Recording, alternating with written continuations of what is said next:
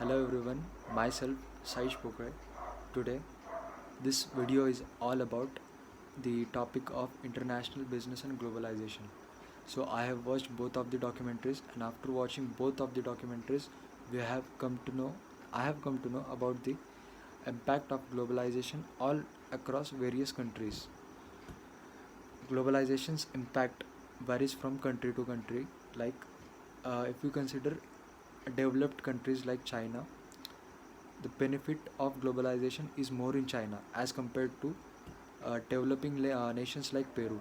For uh, like there are few examples where the documentary describes China's significant role in global trade, particularly through infrastructure projects like New Silk Road, where globalization has took place and benefited more for China, and how the US steel industry has suffered due to cheap imports. This is also the part of the documentary which is actually been there inside the documentary. In the documentary, distribution of agricultural subsidies in the US is shown, whereas on the other side we have seen Peru struggling.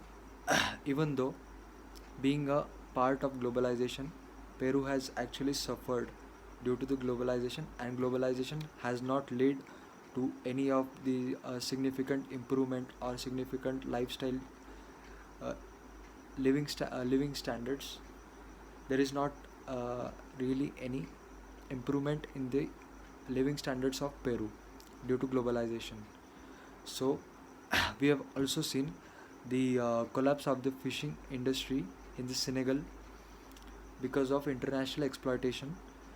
So overall, the documentary states that how the developed nations like China have more benefits from the globalization, and on the other hand, uh, not so powerful, the nations which are not so powerful like Peru are not really having that big drastic impact or nearly no impact of the globalization, and Peru is actually facing poverty even though being a part of globalization and being a part uh, having a part into the global trade.